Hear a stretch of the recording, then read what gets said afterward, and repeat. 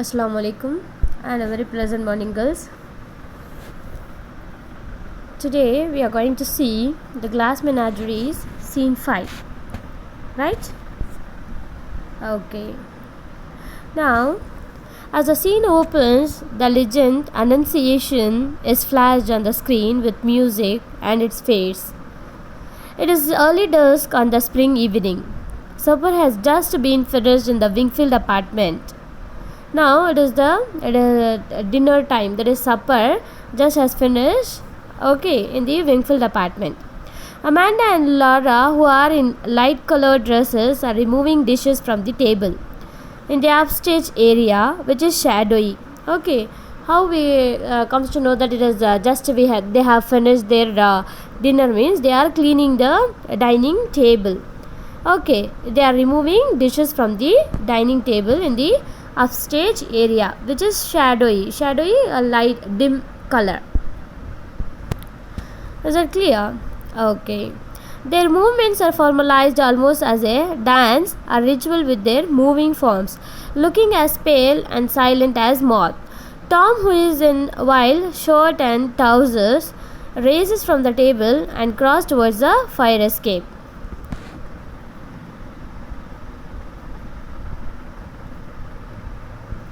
In this scene, we are going to see Tom's yearning for life of adventure, then a visit of a gentleman caller. Tom as a gentleman caller. Now, Tom's yearning life of adventure. Here, Amanda advises Tom not to smoke. Tom goes to fire escape, landing and addresses the audience. Recalls his past life, the Paradise Dance Hall, yearns for thrilling adventure life. While they are removing dishes from the dining table, by their movement we'll come to know that they are cleaning the table, and Tom, who is sitting with the newspaper, reading the newspaper. As Tom passes, as Tom goes to the fire escape, Amanda, she advises him to comb his hair, for he looks so when his hair is combed. That is, your hair is messy. Who is telling? Amanda, the mother is telling to Tom that comb your hair because your hair is messy. She would like him to emulate his father in only one respect, namely the care he always took about his appearance. Okay.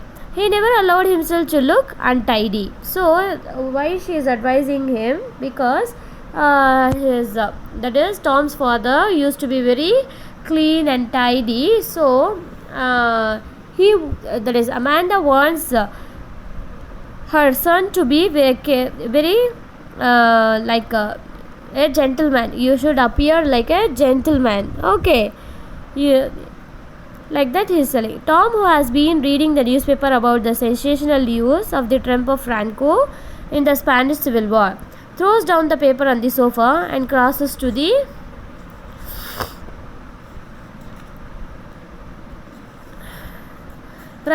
fire escape. That is their apartment stairs. Okay. He tells Amanda that he wants to have a smoke. That he tells Amanda, his mother, that he wants to have a smoke. Amanda advises him against smoking too much. Now she again advises him that please don't smoke much. If only he saves the money he spends on smoking, he can have enough money to pursue a night school course in accounting at Washington University. What she is saying? She is saying that if you smoke less, you will save the money, and you will saving, from that saving you can pay that to the night school. Okay, and of course accounting, Washington University. Is it clear? She asked him to think how wonderful it would be for him. Now she is suggesting, okay, please think about it. But Tom does not bother about making such economies and prefers to smoke. Now what Tom is doing? Tom is not at all bothering He is repeating his smoke. Okay.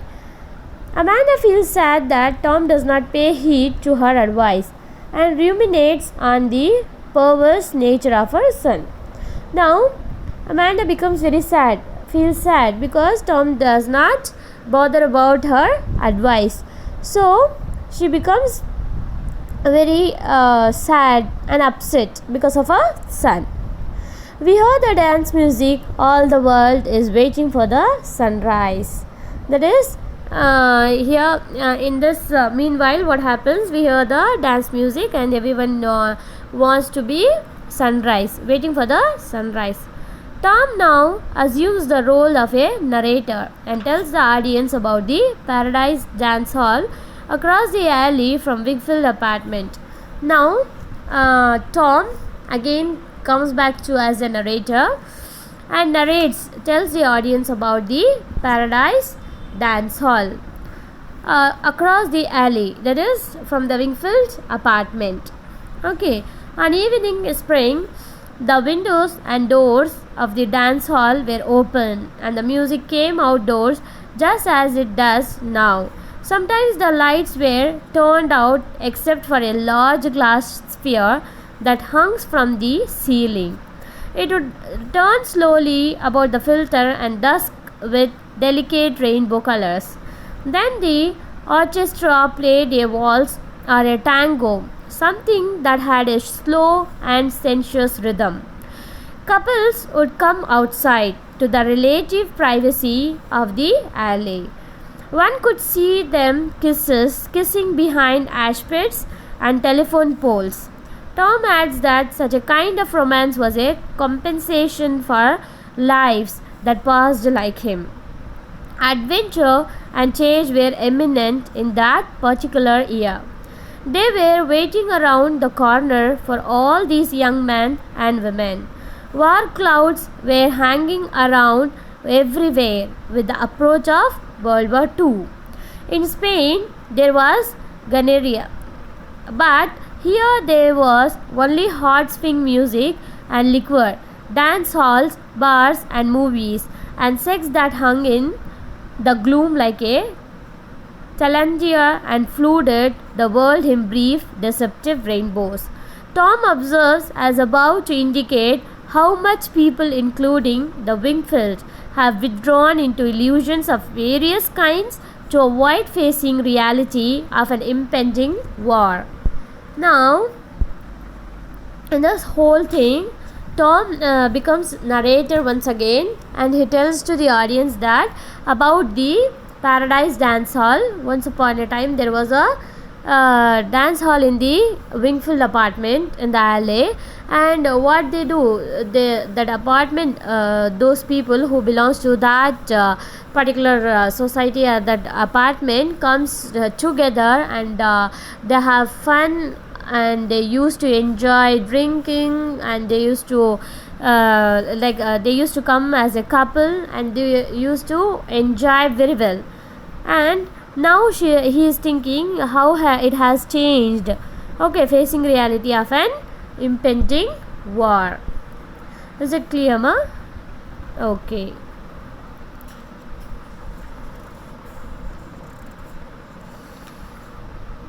Have you understood, girls?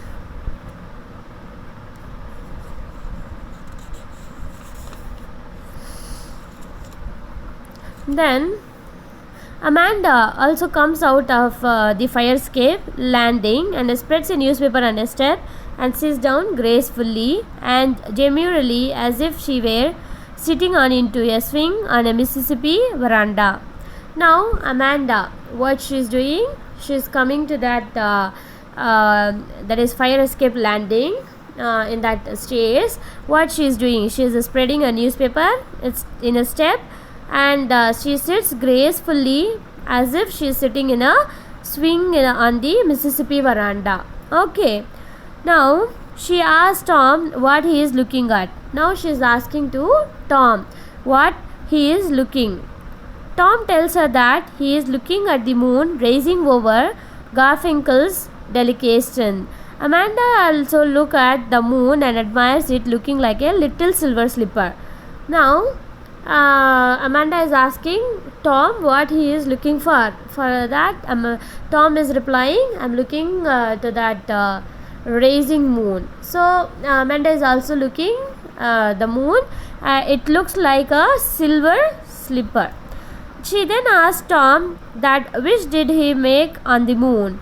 Tom says that it is a secret, but asks her what wish did she make herself on the moon. Now Amanda is asking what wish you make, and for that Tom is replying it is a secret. And Tom is also asking to the Amanda what you have asked for, and Amanda says that it is also a secret. As the same thing, she is also telling that it is a secret. Okay. What wish did she makes herself on the moon? Amanda says that it is also a secret. Is it clear, ma? Okay. But Tom says that he can surely guess what her wish is. Now Tom is telling Amanda that I can guess your wish, surely. Okay. Tom tells her that she is not an enigmatic person like the mythological Phoenix. Amanda says that Tom is right and she does not have secrets. She would tell him her wish. It was success and happiness for her precious children. She always wishes for the whenever there is a moon, and wish for the same even when there were not a moon. Now, as she is telling, yes, obviously you are right.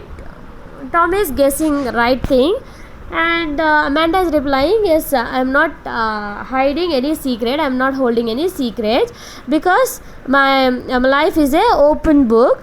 Because whenever I wish for my happiness, that is my children's happiness. I want only that. If there is a moon, I wish for my children. As well, when there was not a moon, that time also I wish for my children's happiness.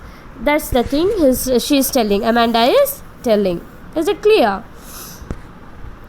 Tom says he thought that Amanda perhaps wished for a gentleman caller for Laura.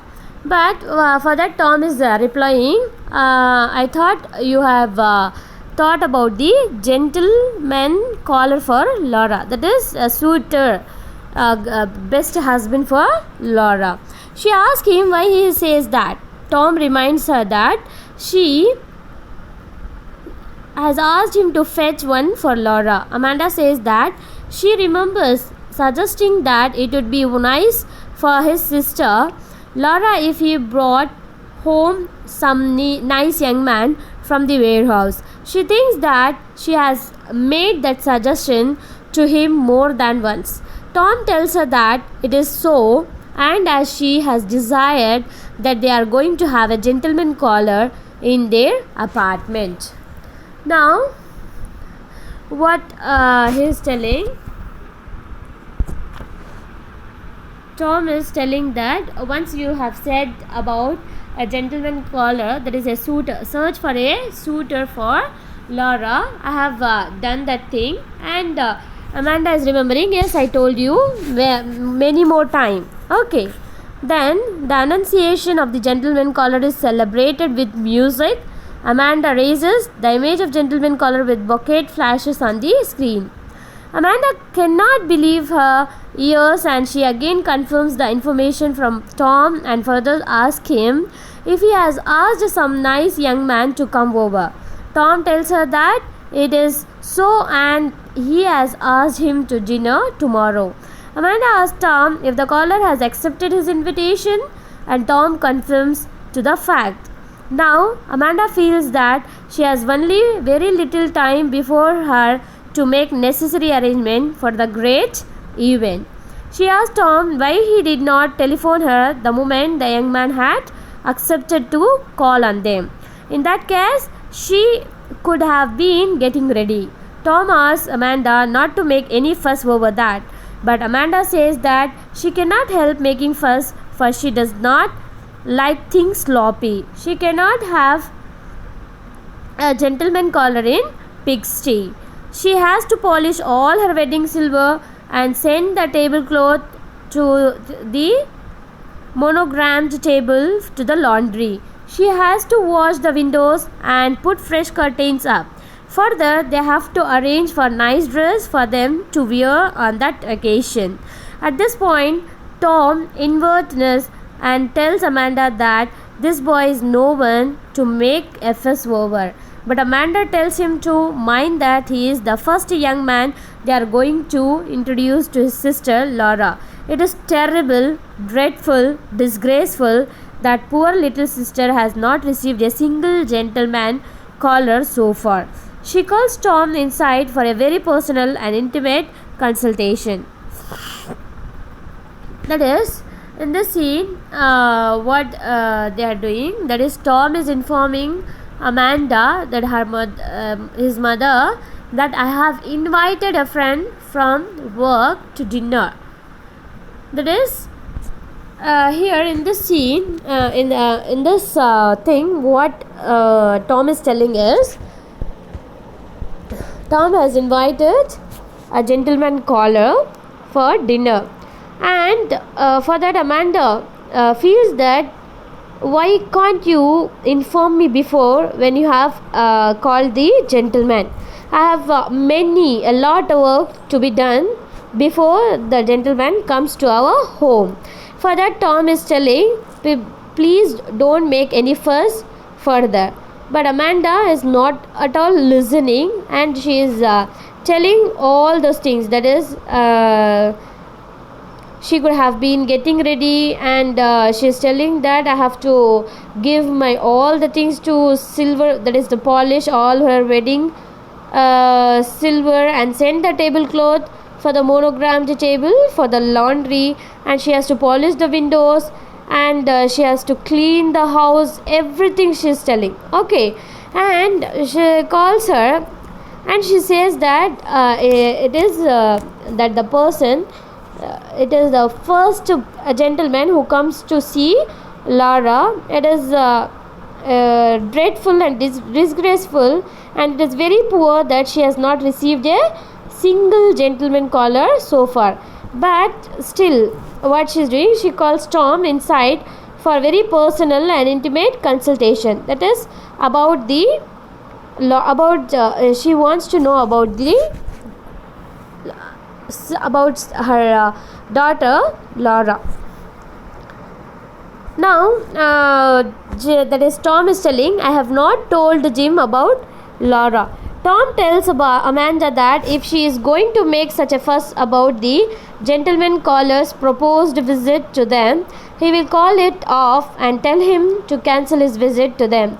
Amanda advises him against doing such a thing, for she points out to Tom that nothing offends people worse than broken engagements. It simply means that she will have to work like a Turk. She knows that they will not be brilliant, but they will pass inspection. She then asks Tom to sit down, and he mockingly asks her if she has any particular place where she would like him to sit. Without minding Tom's banter, she begins to think of the arrangement for receiving their first gentleman.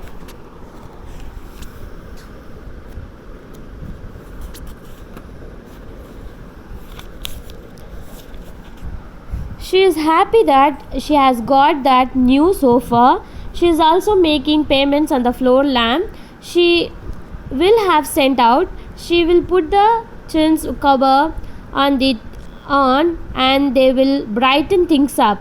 Of course, she had hoped to have the walls repaired, even as she is planning the dishes to be served tomorrow. She comes to know from Tom that the young caller's name is O'Connor. She wants to know from Tom if the young man drinks, for she has had enough trouble with Tom's father who drank. She feels relieved to know that the young man does not drink as far as Tom knows. Now, in the meantime, they are discussing about the suitor, the gentleman, and she is asking a lot of questions, and she is asking to Tom that whether Tom has informed about some that is the problem of Laura, But Tom is assuring Amanda that he had not told about Laura. Okay, is it clear? Then what happens? She's thinking about the arrangement of the dinner, and she is very happy that now they are having a new sofa, and she's making payment on the floor lamp also, and she has some prepare, that is repairing work, that also can be done, and new dishes that has also be served tomorrow. And she comes to know that the gentleman caller name is O'Connor, Connor, Connor. Okay, she wants to know from that Tom is a young man, and after that she wants to know that whether that gentleman drinks. Okay, for that because she wants to know that is Tom's father used to drink, and it ruined her life, so she doesn't want that. But Tom informs her that, as if I know the young man does not drink as far as I know. Okay, she wants Tom to make sure that the young man does not drink because she does not like to give her daughter into a boy who drinks. Now, for that also, she's asking Tom to be make sure that whether he is drinking or not, because I don't want to give my daughter to a boy who is drinking. Is it clear? Tom feels that his mother is making premature question about O'Connor, who has not yet appeared on the scene.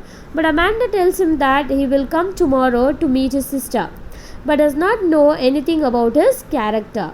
She would not give her daughter to a drunkard, for old maids are better off than wives of drunkards. Tom tells Amanda not count her chicken before they are hatched. The visit of the young man tomorrow does not necessarily mean that he would marry Laura, for lots of fellows meet girls whom they don't marry. Amanda asks Tom to talk sensibly without being sarcastic. She takes a hairbrush and brushes down the cowlick of Tom. She then asks Tom what position that this young man holds at the warehouse. He tells her that he is a shipping clerk at the warehouse and approximately draws $85 a month, making $20 more than he does. Amanda says that the salary of the young man is not just enough for a observation about him is out of context, but she tells Tom that he will one day become a family man if he gets married. Tom says that he does not much believe in her plans and provisions. Amanda is sorry that Tom ignores the rhythm of time, and he will come to grief if he does not plan for the future, even now in the present. Tom tells her that he will cross the bridge when he reaches it. Amanda asks him not to be haughty with his mother. She then cajoles Tom to tell her more about the young man O'Connor. Now, in this thing, Amanda is asking much question about that is the gentleman O'Connor, and for that Tom is telling to be relaxed because he has not come yet. But for that also Amanda is telling tomorrow he is visiting to our home to see your sister Laura, so I want to know something that is the history about that gentleman, so that I am asking this much of questions. Okay, because she is much worried that if he drinks, she don't want to give her daughter to a drunkard. Okay, and she is asking a lot of questions like that how much he's earning, and what position he's having, everything is asking. But still Tom is telling she has not yet, that is O'Connor has not yet confirmed to marry Laura. He is just come visiting their home for dinner, and there are a lot of men who comes and goes Okay, they are not at all marrying. For that also, Amanda is telling to be in a positive way, uh, like that she's telling. Okay, and she's asking much question about. She wants to know about O'Connor. That is the gentleman who is visiting to their home. Tom tells Amanda tells that the young gentleman caller is called James D. O'Connor. The D is for Delaney. This make Amanda observe that O'Connor is Irish on both sides. She again asks Tom is O'Connor drinks, as she wants to make sure that he does not. Irritated at his mother's presenting him about his point, he asks her whether he will call him up and ask him about his right that moment. Amanda, without being disconcerted at Tom's pose, tells him that the only way to find about those things is to make discreet inquiries at the proper moment. When she was a girl in Blue Mountain and it was suspected that young man drunk, the girl whose attention he has been receiving would sometimes speak to the minister of the church, or rather her father would if her father was living, and sort of feel him out on the young man's character. That is the way such things are discreetly handled to keep young women from making a tragic mistake. On hearing this, Tom mockingly asks her how then she happened to make a tragic mistake. That is, by marrying his father. Amanda tells him that innocent look of his father had everyone fooled. He smiled. The world was enchanted. She further states that no girl can do worse than put herself at the mercy of a handsome appearance. So she desires that O'Connor is not too good looking and asks about it to Tom. He confirms that O'Connor is not too good looking. In fact, he is covered with freckles and has not too much of a nose. Amanda wants to know that he is not right down homely. Amanda tells Tom that character is what to look for in man in order to make fun of his mother. Tom tells her that is what he has always said. Amanda admonishes him by saying that he has never given a thought about his character. Tom pleads with the mother not to suspect him. Then she asks Tom O'Connor is of a promising type. Then again she is asking about everything about the gentleman before he visits, and she wants to know everything, whether he is drinking and how he is looking, everything. And she says that your father used to say that a young man used to drink, so I don't want to happen that tragic mistake. So that Tom is asking how it happened to your life, because has that is Amanda's husband Wingfield used to drink, right? So he mockingly asks about his father, but for that also she innocently she says that because she has seen the handsome guy, so that that is Amanda marries Wingfield. Is it clear? Now Tom intervenes to say a word of caution. He wants his mother to know that O'Connor does not know about Laura. That is, I haven't told Jim about Laura. He did not make him to know that they had some ulterior motive for inviting him to their apartment. He simply and casually asked him why he does not come and have dinner with him. O'Connor said okay, and that was the whole conversation. That is, her bad leg is not as important as her introversion. That is, Laura is having some defects on her leg. Okay, so they are hiding that. Is that clear?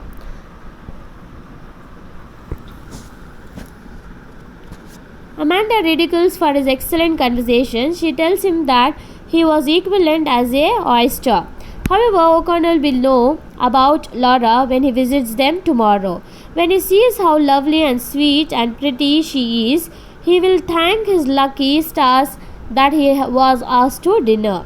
Okay, but Amanda tells that when Connor comes and visits their home. He will come to know about Laura, but he will feel lucky to see Laura. Tom tells his mother that Laura seems all those things to her and him because she is there and we love.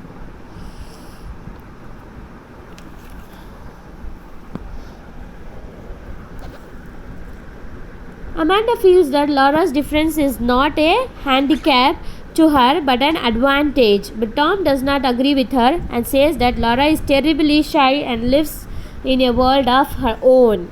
And those things make her seem peculiar to people outside the house. Amanda asks him not to call Laura peculiar. But Tom urges on her to face facts and he sticks to his guns as for his opinion to Laura. Then Laura enters and asks Amanda what moon does she mean. Amanda points out to the sky and refers to the silver slipper and a moon glittering there. She asks Laura to look over her left shoulder and make a wish on the moon. She asks Laura to make a wish on the moon. Laura asks her mother what she will wish for. Amanda, with her voice trembling and her eyes suddenly filled with tears, asks Laura to wish for happiness, good fortune. Okay, the violin raises on the stage and dims out. As the conversation goes on, Amanda comes there in between. Laura comes there, enters and asks Amanda about the moon. And Amanda is asking Laura to wish to see the moon and wish for. Okay, at that time, Laura is asking what kind of wish I can wish, so that Amanda becomes very emotion fills her eyes are filled with tears and she says that you can ask for happiness and good fortune. And the curtain, that is the stage light dims and curtain falls down. This is the end of the scene 5, girls. Girls, if you have any doubts, please do ask and surely I'll clarify your doubts. Thank you, girls. Take care. Bye bye. Allah Hafiz.